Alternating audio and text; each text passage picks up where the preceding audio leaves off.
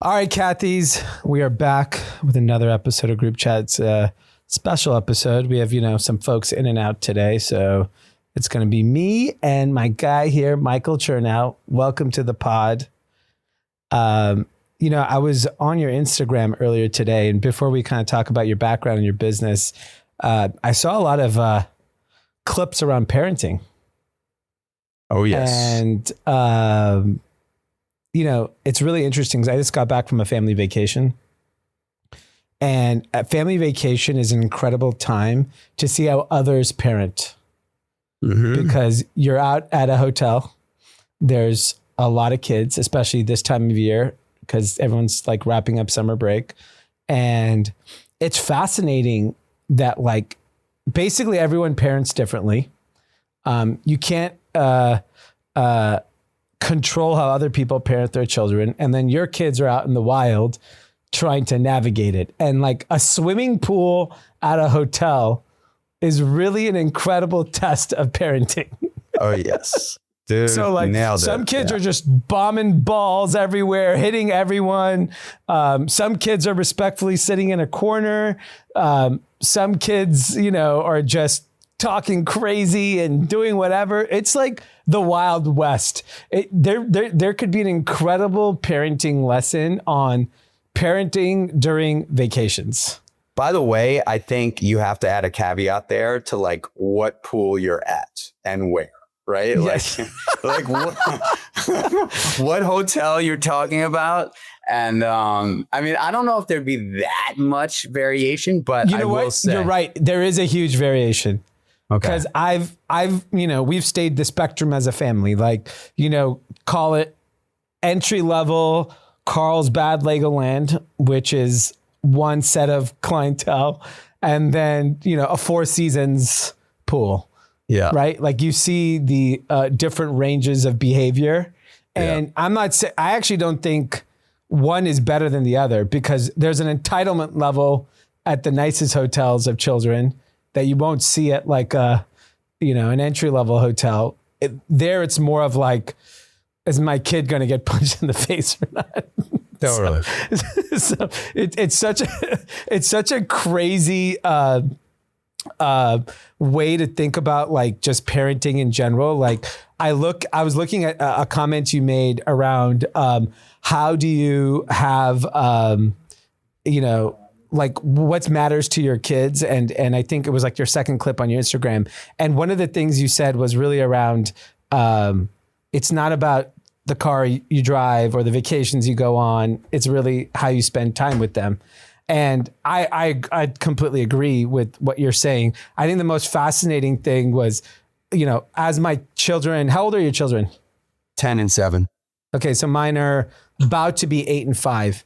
And I don't think they ever knew what money was till recently. They've now discovered that things cost money and some things cost more than the others. So their question recently was, are we sitting in the front of the plane or the back of the plane? Yeah. Totally. So that's my older one realizing that there's a money difference in things that he never really... And I don't want to be the parent that doesn't talk about money. My wife has done an incredible job to actually educate them about money, because it's such a important lesson to learn while you're younger, as opposed to learning as an adult the value of money and how you earn it and how you save it and how you spend it. So it's a fascinating thing. I'm curious, as your children are older, how have you guys dealt with money? It's a great question. And so I guess for me, because I didn't grow up with a lot of money. I wasn't poor by any means, but I grew up, I would say lower middle class, public school, New York City. And growing up in New York City, specifically Manhattan, every school I went to had a couple thousand kids, right? Yeah. And so you're exposed to a lot. And when I was a young kid, my parents weren't buying me Jordans. or like the Reebok pumps, because that was like the thing when I was like a young kid. So that was my childhood shoe, was the pumps. So by the way, it's so funny. This is a real story. So I wanted the pumps so bad, and I remember like it was yesterday. I had a dream of me. You know, I grew up in a little 600 square foot apartment, so I didn't know what it was like to live in a house. But for whatever reason, this dream, I must have been 7 years old, maybe 6 or 7 years old when the pumps kind of came out. And I remember in the dream, I was walking out of this house, and it was like kind of like evening time. And there was a porch that I walked onto, and then like 3 steps. And I remember very clearly looking down on my feet and seeing the pumps. And man, and I jumped off the porch with the pumps on. Yeah. And you know, for whatever reason, that kind of day cemented my mission to earn cash like that. And I went out, man. Like I was selling things as a very young kid. I mean, I just always have been drawn to selling shit. So yeah, it's a really interesting dynamic. So like I experienced that. I have a funny Reebok pump story, but I'll save it for later. But I started selling stuff with baseball cards. Me too. Probably at 10, 11. I feel like that's the gateway drug to money. And I was explaining to my wife. So I grew up in the Valley in LA, and I used to hang out at a baseball card shop with 30-something-year-old, 40-something-year-old guys every weekend. I even got so close with them, which is really weird saying it now as an adult with children. I used to go out with them. At like 11 years old, I'd go to golf with them. I'd play, you know, we'd go to restaurants. I mean, not that I got sexually abused or anything like that, but like I was friends with these people, and my mom felt comfortable. She saw my interactions with them and felt comfortable with it. But like, you would never allow that today. Like I would literally hang out on Sundays and Saturdays. And then on the weekends, there were trade shows and card shows, and I would go and sit at a card show. I'd walk home with like thousands of dollars in cash in my pocket and go blow it all the next day at the card shop and try to flip more stuff. And it's pretty interesting that like you start seeing these characteristics as a kid. You don't even realize like how to like hone your craft at that point, or maybe parents didn't realize what that gateway meant. Like when you see someone like selling lemonade, flipping shoes, I think now we're more aware of it, but I don't know if your parents or my parents were aware that like, oh, this kid's a hustler at like 10. I mean, they must have had some idea, because when I was like 6 years old, I would ask my older sister to come in front of the building with me, and I'd lay out a sheet on the corner of 87th Street, 2nd Avenue. And I put all of the toys that I just wasn't interested in anymore, nicely laid out on the sheet. And I would just sling them right for $1 each. It didn't matter what the toy was. I would sling them for $1 each. And then there was a card shop, and it's so funny. Gary Vaynerchuk and I, like, you know, he was obviously also deep into cards as a kid. Yeah. And there was a super famous card shop 2 blocks away from my house called Alex's MVP. And I lived there basically. Yeah. And they used to do these grab bags. So yeah, I was into baseball cards and basketball cards, and like the side hustle was comics. I never read the comics, but I was like just like into collecting the comics. Yeah. And they used to have these comic book grab bags for $5. So I would get enough money to buy a few comic book grab bags, and then I would come out, I'd check what was in there. I'd pull out the ones that I kind of wanted for my collection. And then I would set up shop outside of the baseball card shop, and I would just sell the comics for $1 each, at least get my money back. Yeah. And, you know, like, so yes, my parents must have known, but when I was 11 years old, I realized that I lived in a high-rise building, and there was a lot of high-rise buildings everywhere where I lived. Yeah. And every single high-rise building had a laundry room. Yeah. And so I kind of came up with the idea to walk dogs. And so I would make these flyers, and then I'd walk around to all the buildings, doormen, and I'd say, hey, can I just post this flyer down in the laundry room with my phone number on it, dog walker? So before I knew it, I was legit walking like 20 dogs, and I had this dog walking business, and I was making like $100 a day as like an 11-year-old kid. Wow. And, my parents had to put a kibosh to it because I was just, I got addicted to making the cash. And, but yeah, so I bring that up because my kids, and sometimes I have to like check myself, because I know that a lot of that, I think inherently I had that drive. I do believe that entrepreneurs are born with this sort of gravitation towards wanting to make shit, create shit, do hustle. Yeah. But I also believe that there was like a piece of me that just wanted cool things, and I knew that I wasn't going to get it from my parents. So I had to go out and earn it. Yeah. And my kids don't have that. They just don't. However, they're stoked about selling lemonade in front of the house. And one thing that they just did, which is really funny, and they kind of came up with this on their own, but we have a big property up here and they have metal detectors. And so they've been going around the property, all over the property, finding cool old shit in the ground. And my older son was like, all right, Dad, this is what we're doing.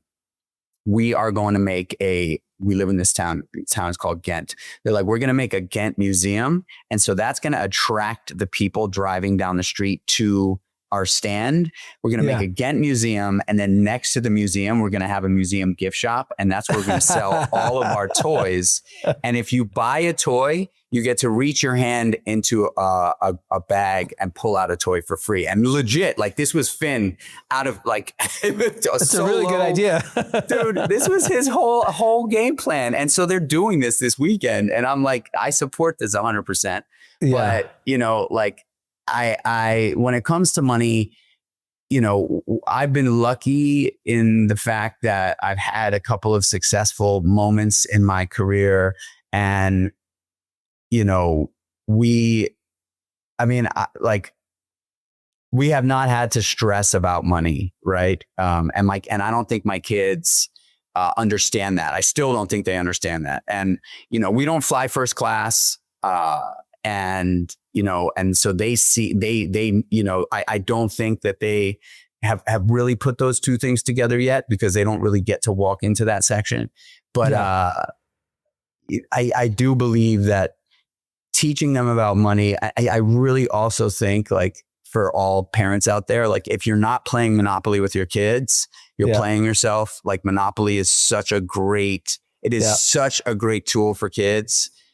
Even super young, like we've been playing Monopoly since they're very young, because it gives them a sense of cash, right? It gives them, they're counting the money, they're taking a bet, they're taking a risk. They know what it means to go bankrupt. They know what it means to mortgage out a property. So, it's actually a really cool tool to teach financial literacy to your kids, that game. Yeah, I think financial literacy is such an important skill that I wish schools actually taught, and I wish more adults, even like, I'm shocked at how many. I'm 44. I would say, if you live in LA or New York, you probably tend to have a little bit more financial literacy just because you're around it physically, because there's more people who work in finance and you're hearing those conversations through osmosis. But I think when you start going out, like, I'm surprised 50, 60, 70-year-old people that have done quite well, their knowledge of how the financial systems work is actually quite scary.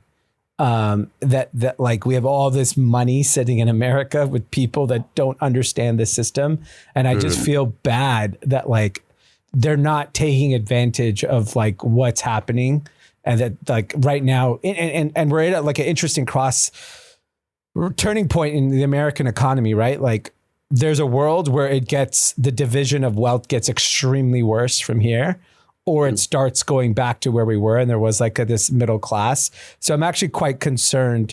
And I do want like a thriving middle class, because I think that's what makes America special. And if it goes the other way, then we're no better than any other country in the world, where there's rich people and there's poor people. And that's not a good society, because we've seen it in other parts of the world. It doesn't work, after a long period of time. People eventually get fed up.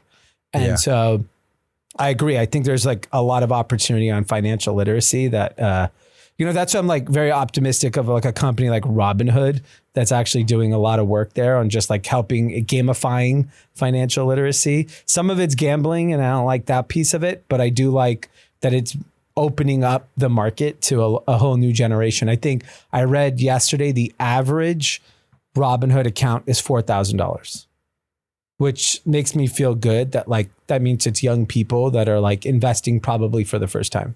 Yeah, man. Like at my podcast studio in New York, all the texts, it was so interesting for me. We were like in between guests last month. All the guys, they're like 25, 26 years old, and they were all jamming about their stocks. And I was like, this is cool, man. And it's all Robinhood. It's all Robinhood, you know? Yeah. So I was pretty inspired by that. I thought that's amazing. That was a cool thing that I didn't really have a lot of awareness around, that they were so into that younger generation. Yeah. So you've been an entrepreneur for a while. Your latest business, Kreatures of Habit, on the outside looks like it's doing really well. I see it popping up, and it's interesting because when I look at the CPG space, I always think that's one of the most difficult spaces to enter. Highly competitive, very difficult to stand out. So you made a decision. You said, I'm going to dive in to like a very competitive space where there's these incumbents that have been around for literally 100 years, right? Like, especially in some of the oatmeal space. What kind of made you feel comfortable to go into this space, and where did you see the white space opportunity? Well, I guess I have to rewind it back a little bit. I spent 15 years of my life opening restaurants in New York City. So you talk that's even harder. Yeah. You talk about like hyper competitive, like, there's 24,000 restaurants in New York, 1,000 restaurants open and close every 6 months. Wow. And, and I'll tell you what I learned along that journey, right? Like, and some people will knock me for this and others will praise me for this, but I have never launched a company with a goal for a strict monetary outcome. So I've never done it for the prize at the end of the rainbow. I've done it because I am in like a hyper curious, risk-taking, relatively confident person that really does believe in my gut. And the fact of the matter is that I had not necessarily planned Kreatures of Habit to kick off in direct to consumer, direct to consumer CPG. I initially was going to launch Kreatures of Habit as a wellness restaurant in New York. And I had sold a bunch of equity late 2019 in my last business called Seymour's. And I knew that my next venture was going to be way more aligned with my passion for wellness, because wellness saved my life, and we can get into that. But it is also the foundation of my happiness. It just is, right? Like, I've committed to this lifestyle of just thinking about trying to be better through my nutrition, fitness, sleep, all those things. And so I knew I wanted to open up a wellness restaurant. It's funny that you would think in New York City, there would be like a healthy restaurant with a vibe. But the fact is that healthy restaurants in New York are vegan. That's the healthy restaurant, right? Like if you're like, yeah, I want to eat at a healthy restaurant, they're like, okay, go to like Angelica's Kitchen or Caravan of Dreams or like one of these vegan restaurants that are designed for vegans, right? Yeah. And so they look like a vegan restaurant, they smell like a vegan restaurant, you feel like you're... I have one for you that's not. Tell me. Ha ha ha. Okay. The Mexican spot. They're the only one that kind of feels like more of a normal restaurant vibe. So the goal with Kreatures was to open up this restaurant, and I found an amazing restaurant, my dream restaurant. Prior to this, I had opened up 13 restaurants in New York, and all did really well. This restaurant was a 5,000 square foot single structure, 8 skylights. Like it was just my dream. Yeah. And I was about to sign the lease on this restaurant in March of 2020. And then all of a sudden these grumblings started to happen, right? The plan and trajectory for Creatures of Habit was not going to be to scale restaurants like I had done previously with Meatball Shop and Seymour's. The trajectory of Creatures of Habit was to have this one dope restaurant, healthy food, but really delicious. Like that, when I say healthy, I mean, we're not just like overdoing butter. We're not pouring a shit ton of olive oil on everything just to add extra flavor. We're not like overdoing the salt. Like we're really being mindful and conscious about the ingredients that we use and how much of them we're using. And, you know, we would call out different, call out keto menu items, paleo menu items, plant-based, whatever. But it was just a place for people that are living this kind of life in a dope environment that they want to come to with their friends, their girls, their boyfriends, whatever. And just feel like they're in a great hot restaurant, but the food is just better for you. The goal was to create this place and then ultimately use the restaurant as an incubator for a line of consumer packaged goods. So CPG was in the pipeline. It just wasn't how I was going to start. When the pandemic hit and I had to draw a line through the restaurant, you know, it gave me a pause and I was like, okay, do I want to, like, is this an opportunity for me to pivot? Because I started working in restaurants when I was 12. So I've been working in restaurants from 12 to 39. And I put a shit ton of time in that industry. And that was what I thought my life was going to be. Like I had never saw my life outside of being a restaurateur. I just thought I was going to be opening up restaurants for the rest of my life. And when this whole thing went down, I was like, wait a second, like, is this an opportunity for me to see if I have what it takes to step into a completely new industry, learn the industry on the fly and like launch a business that I'm passionate about. And so that's when Creatures of Habit came and in its current form factor. And what happened for me was when I was 23 years old, I was working in restaurants, like I said, as a kid, and you know, in New York City, in restaurants, in nightclubs, and bars, I was a full-fledged alcoholic and drug addict. It's just a fact, right? And a lot of people in that industry, specifically in New York, Los Angeles, like, I mean, kind of all over the place, but like in the bigger metropolitan markets, like there's a lot of that stuff happening, and it's pretty much customary and accepted, and it's run rampant. So at 23 years old, I had overdosed on heroin, right? And my drug addiction got really bad. It got dark, and I finally took it to the brink, and I OD'd on heroin. And I had thought at that point, like, it's over for me. Like, this is it. This is what it's going to be. I'm going to die this way. And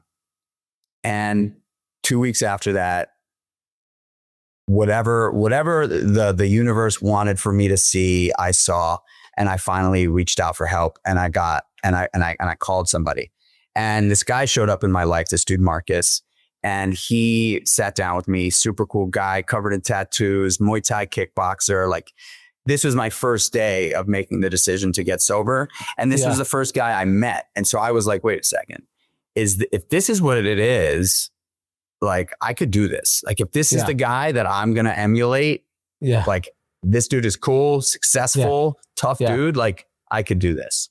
And he introduced me to the world of wellness. He was like, look, man, like, you know, I'm going to help you get sober, but I'm also going to teach you a different way of living. And it's going to be with fitness and nutrition, and then ultimately mindfulness. But he wrote me a plan from morning to night, literally hour by hour, everything I should be doing. And the first thing he told me to eat every single day was oatmeal. He was like, it's accessible, it's satiating, it's healthy. You can add whatever you want to it and make it taste really good. He was like, I just want you to start your day with a bowl of oatmeal.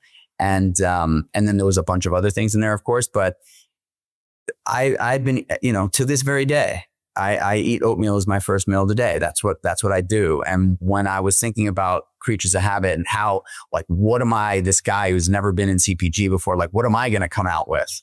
Yeah. It just all kind of came to me, my oatmeal. I've been making this oatmeal for, at that point, it was like 17 years, and it's got 13 ingredients. I have my supplement stack on the side of it. And I was on a run upstate in New York, in upstate New York. And I came back from that run and I was like, this is it. I'm going to figure out a way to get my oatmeal and my supplement stack into a pouch and and sell it to the masses and tell my story of overcoming adversity. I'm going to be able to package this all up with a cool brand. I made meatballs cool. I made fish tacos cool with using fucking bluefish. I am going to do it with oatmeal. And I spent a year working on it, on the formula and the brand. And I pitched it to Gary Vee and he loved it. And he was the first check in, and, we've been off to the races since. But I think, I'm not going to say this is by any stretch an easy business. Yeah. But it has given me an opportunity to understand that there is actually room for balance in life. And being a restaurateur that's passionate about it, that is very difficult. It's very difficult to have dinner with your family every night at 6:00. Like literally, the only regret I could say I have in my life is the fact that I missed the first 2 years of my first son's life because I was opening restaurants and was just not there, Yeah. No, I mean, same. Yeah. You've obviously been on this wellness journey for a long time. It is obviously extremely popular now. And there was a recent study that came out on alcohol usage is down significantly in America. Do you think, given what because you've now experienced, like I grew up, I'm sure we were at the same parties in New York and LA 20 years ago. We're the exact same age, by the way. I'm 44 as well. So we definitely I watched John Schwartz not ever have a sip of alcohol in New York City. Like unbelievable how he does it and is around people that are constantly drinking. So I'm blown away on just the discipline of certain people. But now we see it in our work life with the younger people at our company. They don't consume alcohol like I did growing up or even now. And I'm trying to understand, is this a trend? Or is this the new direction that people are going to go? And I heard a hypothesis. I'd love to hear your take on this. Someone said devices like the Whoop basically helped reduce alcohol intake because they gamified this score that you're trying to get that you become obsessed over, like getting a better sleep score. And when you drink, you get a bad sleep score. Or I'm trying to get to how did this shift happen? And is it staying? Because I think it's going to change dramatically CPG if alcohol usage continues to decline. So I have a real hypothesis on this. I was speaking to an old friend who's a wine distributor telling me that wine sales are down across the board 40%, which is crazy. That's absurd. It's crazy. I believe it is a culmination of a number of things. One, first and foremost, iPhones have slowed down human in real life connection in a massive way. Way more kids have now grown up with technology and have found far more fulfillment, even though it's not healthy, in spending time alone. Makes sense. Because they're not alone. So whereas before you didn't have this social connection access, now kids in their teens have spent time in their bedrooms on their phones, playing video games across multiple, with a bunch of different people in social settings, but virtually. I just think that it's sad, but it's a fact that technology has absolutely 100% degraded the human ethos of need to connect with each other, because the virtual connection is not going to cut it's not going to fit the bill long term, right? We need we're feeling beings. We need that, and so I do think that it's a detriment to our race as a people. So I think that is honestly the first piece of it. Interesting. I like that.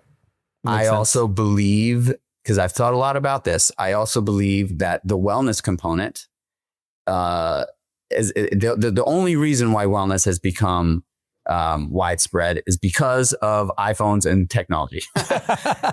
So it's a double-edged sword, right? Yeah. It's a double-edged sword because now it's just so much, like Mike, it's so crazy, right? Like I remember as a kid, the fact is if I wanted to know something about, science or whatever, history, or, I would have to go like legit find an encyclopedia that had that information in it. You know what I mean?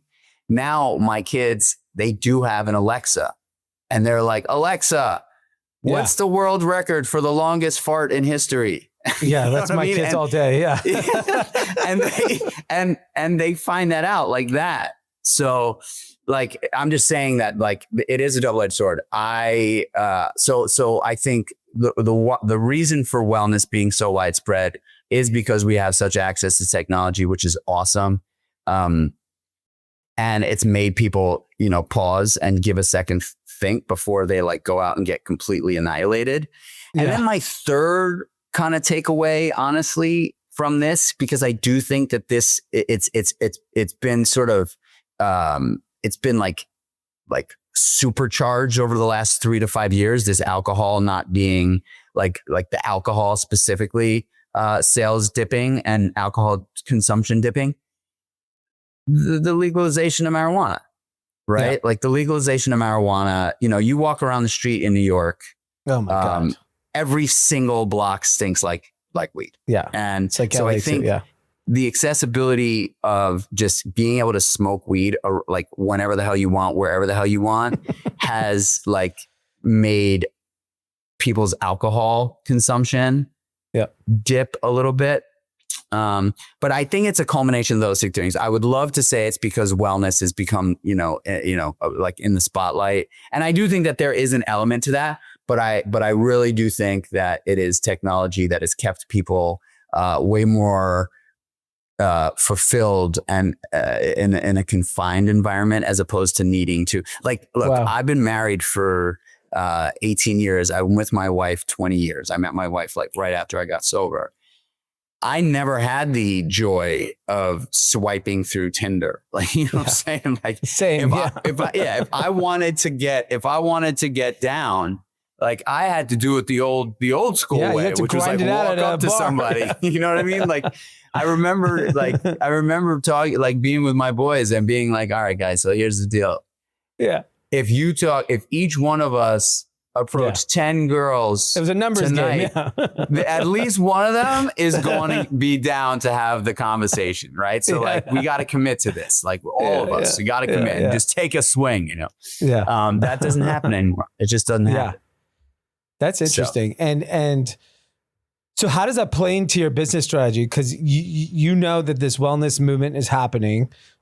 You've created a better for you product. It looks like you've also created a community with your content around it.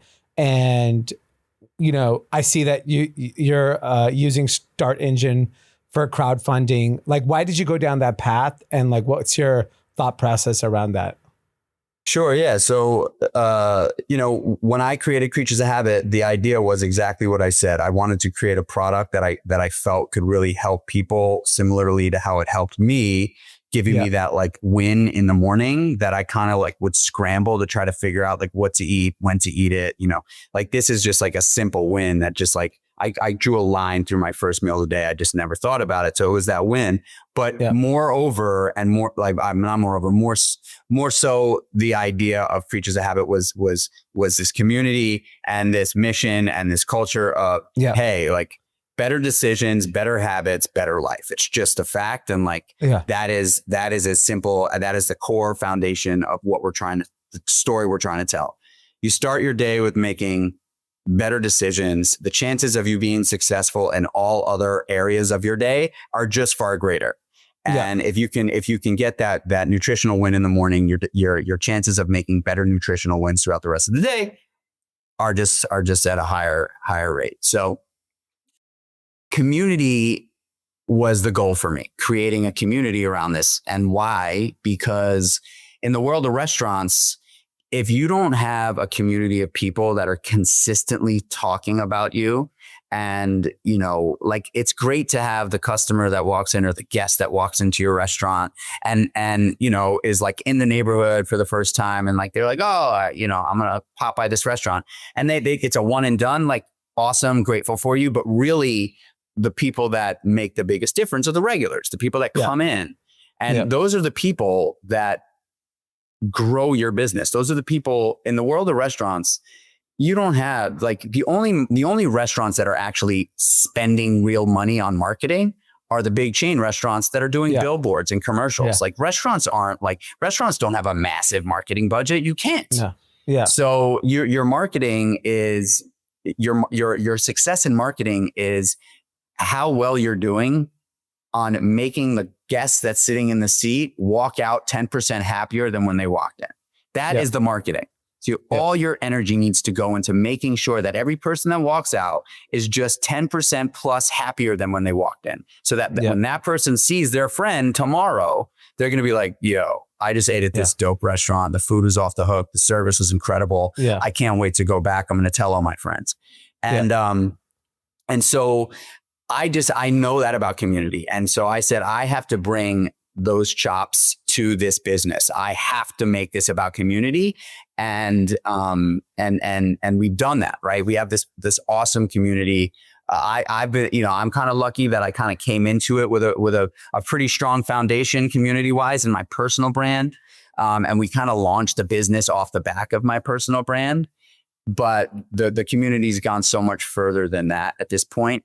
And when I was thinking, actually, the true story is about 7 months ago, a friend of mine who I deeply respect in business in general said to me, hey, have you ever thought of a crowdfund? And I was like, no, never. I always thought of a crowdfund as like, hey, throw me a life raft. I'm dying over here. Or like, we're getting this thing started. I don't really know how to raise money, but I'm going to try to see if I can raise it out in the crowd. But this guy, Andy, was like, hey, man, you've built such a great community personally, but also with Creatures of Habit. Like, you should give that community an opportunity to be in business with you. Like, they love your product. Imagine all the thousands of people that use Meal One every day. Like, imagine they were able to just kick in a little cash and now be an owner in the business. Like, you talk about 1,000 raving fans, right? Like, some of the greatest minds in marketing will tell you, like, what you need is 1,000 raving fans. And it's just that ripple effect from there. And so turn those raving fans, the people that use it every day, into owners. And now it is just going to be a domino effect, and it's just going to make scaling that much easier. And you potentially don't need to feel the pressure of venture and private equity, like, breathing down your neck. And I was like, wow, that's actually a really interesting way to think about it. And so I did some diligence. I saw a bunch of brands that I love out there being super successful in crowdfunding. I just didn't know to look, right? Like, it's just not something that was on my radar. But when I was researching, I saw a bunch of these brands that I love, and they've been, you know, raised millions of dollars in crowdfunding. I'm like, holy shit, like, I'm going to do this. And that's what we did. And we launched the crowdfund a little over 2 weeks ago, and we've already raised $600,000. So we got, in the first week of being on StartEngine, we got most momentum, top 15 brands with the most momentum. And then a few days ago, we just got most funded in the United States of America on crowdfund. So I'm so grateful that dude put that little seed in my ear. Because now I've got, like, the amount of people that have shot me DMs or text messages or emails that are, like, in the community. They're like, bro, I just threw $1,000 in. I'm like, my dude, welcome to partnership. You know, it's like, it's fun. It's fun. So, you know, I think you know, and also, you know, there's a bunch of bonus incentives for people.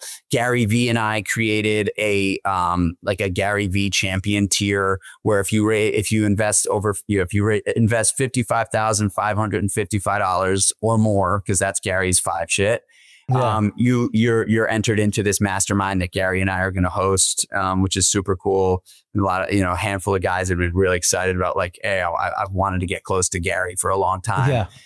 Lance Armstrong, he's an investor in Creatures. He's been super supportive of it. So, there's a bunch of great people on the cap table. Howie Roseman is on the cap table. He's just been like, go get him. I mean, it's pretty dope to have the GM of the Eagles on the team, even though I'm a massive Giants fan. I needed a little bit of love to get some Eagles love. And Howie was the guy.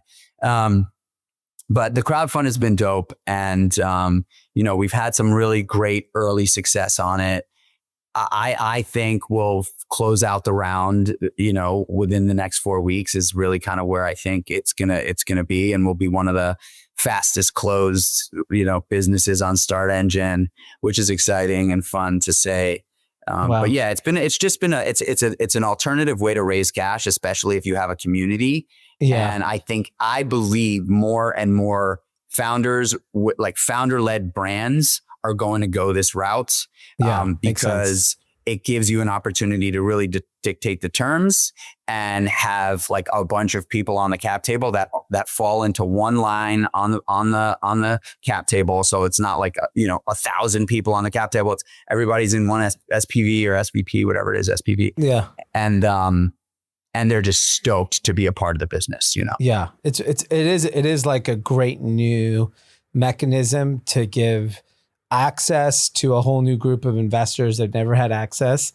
And I think it's going to be a huge unlock for a lot of new companies to get started, because access to capital, like, a lot of people, but most people don't know people. Like, if they needed to raise 50 grand for something, it would be virtually impossible. So, well, think about it like this. Like, so cold plunging obviously has been having a big moment, right? And kind of the OG guys are the guys at the plunge. They have that, they kind of kicked off with the first sort of commercialized, really dope, like plunge. And they're like, you talk about like obsessed customers, right? Like people that cold plunge on a daily basis, they're obsessed. First of all, you have to be crazy to want to do that every single day. But the ones that do and get the benefits from it are just locked in and obsessed. Yeah. And so the guys at the plunge were like, we have this massive community of people that are like subculture, but wealthy and they can afford to buy a $7,000 tub that they stick in their garage. Like, let's give them an opportunity to invest and be owners in our business. Like, wouldn't that be dope? And so they're having a super successful crowdfund. Like, there's a lot of brands that are out there doing it that are not just like early day startups, that there are brands that are doing it that are like that identify this opportunity to turn their community into owners. And, amazing. I think it's just a cool opportunity for consumers now to be like genuine owners of businesses that they really believe in and stand behind, Yeah. And I think any mildly successful exit is going to create the most massive tidal wave of investing of brands, because like, I remember the first time I wrote a check and I got money back and it was a return. I was like, I'm doing this any chance I get. And that was a very long time ago. So I think the access will create a lot of opportunity and hopefully create some big winners and let everyone participate in the win. Then you start creating, that's like the birth of Silicon Valley. Like, those early technology companies where all the employees became rich, what did they do? They went back into the same ecosystem and invested all their money. And then the next generation. So yeah, I think it's a huge opportunity. Where do people find out about the crowdfund? Is it on StartEngine? You can go to StartEngine.com and then just search Creatures of Habit with a K. The actual link is StartEngine.com/offering /creatures-of-habit, which is annoying to say. Yeah. But you could just go to StartEngine.com and just look up Creatures of Habit and you'll see us there. I think we're on the homepage today as a feature for most raised. It was hell and a half to get my company on the platform. It's basically taking your company public, with all the compliance stuff. But it was awesome to be able to get buttoned up the way I needed to get buttoned up for the SEC approval. And, and we're on there and it's been great. It's been great. That's amazing. And then obviously we would love for our listeners to get a chance to try some Kreatures product. We always ask for a discount code because I can't help it. I'm a deal guy, so I always want a good deal. Do you guys have a discount code we can offer for people that want to try the oatmeal? Yes, deals 20. And you go to creaturesofhabit.com to creaturesofhabit.com with a K, deals 20. You'll get 20% off site wide, including subscription. So it's a fat discount on your first order, either one time or subscribe. And the product is it's really simple and it's super delicious. It's made with 30 grams of plant-based protein, gluten and glyphosate-free oats. It's got chia seeds, flax seeds, pumpkin seeds, pink Himalayan salt for electrolytes, probiotic digestive enzymes, vitamin D3. Wow. It's made in like 30 seconds. You add 5 ounces of almond milk or oat milk or regular milk to it. You stir it, throw a cap on a jar, throw it in the fridge, pull it out in the morning, splash more milk just to loosen it up, and it's ready to go. I mean, it's a no-brainer. It's a full meal, covers all the bases. And then we also have this sleep support called Kreatures Sleep, which is a sleep support hot chocolate. You can also shake it up on, with some ice and milk, and it makes an epic chocolate milk before bed, like a nice little sweet treat that helps you relax. I also, what I've been doing recently is I've been taking a cup of Greek yogurt and I put a fat scoop of Kreatures Sleep into it, and I mix that together with a little frozen blueberries, and it's delicious. And all the ingredients in there are amazing for relaxation and deep sleep without using melatonin. So, wow. Okay. Yeah, I definitely need that. What's so interesting is my late night snack as a child was 6 Oreo cookies in a big glass of milk and crushed it and drank it all. I did that for a solid decade. I love it. And don't front. You still do that every now and again. No, I actually don't. Like, I have a really funny story. I used to drink a lot of soda growing up, like 5-6 cans of wild cherry Pepsi a day. And my first day of college, I went to USC. I get there and I had my soda in my fridge. We had a communal fridge. The guy goes, one of the guys in the same suite goes, "Hey, those are bad for you?" And I was like, "What do you mean?" He's like, "Yes, soda's bad." I'm like, "Why?" He goes, "Oh, sugar." I'm like, "Yeah, but it's like 0 calories." He goes, "But sugar turns into fat." I'm not joking. I didn't think I had a soda for like a decade after that day. Wow. And I lost almost 20 pounds my freshman year of college. Wow. Like you I look at the day I graduated and I look at like during my freshman year, everyone else gains weight in college. I lost weight just because I stopped drinking soda. And you know what's messed up? We've gone in such the opposite direction, right? Like when I launched Meal One, it had organic maple sugar, stevia, and monk fruit. So I did a blend. And, I didn't want to have all like sugar alternatives. So I added the organic maple sugar in there because I feel like if you're moving around, like there's like 8 grams of organic maple sugar is not gonna mess with you. It's not gonna it's not gonna make you fat. It's not, but I got so much heat for having any sugar in there. So I took out the organic maple sugar and it was just a blend of stevia and monk fruit. And then I got a ton of steam for stevia. People were like, "I don't want stevia." So now it's all monk fruit, which is the most expensive ingredient out of all the ingredients in the whole entire thing. But, I get it, man. Like it's like we're definitely living in this anti-sugar thing. And I was having a conversation with a guy earlier today. And really, I think the biggest issue with our problem in the country is nobody moves. Unless you live in a city, nobody moves. You just don't walk. And especially now with work from home, you're definitely not moving anymore. People don't walk. If you're not intentional about it and you live in a suburban or rural area, nobody's working on the fields anymore. Like, you know what I mean? Most people are sitting at a desk and they get out of bed, they walk to the bathroom, they walk from the bathroom back to their bedroom, they walk to the bedroom to their car, they get in the car, they drive to the work, they walk from their car to wherever they're working. And then, what are people getting? 2,000 steps a day, And it's just bad news, man. Yeah, it's sad. Well, amazing, man. Well, congrats on launching the business. It's super exciting. I know it's not an easy journey, and it sounds like you have some incredible experience. So we'll definitely be following creaturesofhabit.com with a K. And use that code DEALS20, get 20% off. Yeah, congrats, and looking forward to following the journey. Thank you so much for having me, man. This has been super fun. Yeah. All right. Peace. All right, Kathy's. I hope you enjoyed that incredible episode. We are now going to do some shout outs, and we're going to send you off into the weekend. We'll talk to you guys on Sunday. The whole crew will be here, and we'll catch up on all the crazy news happening in the world. The first shout out is from Graham. Been listening to GCP for years. Helped inspire me while building my company, Pixel Theory. Just past 15 full-time employees. Shout out to you guys for inspiring all of us. 15, no joke. A lot of work to manage 15 people. Next up, oh, wow, from our guy, Charlie Thomas. Shout out to my brothers, Drama and Dee.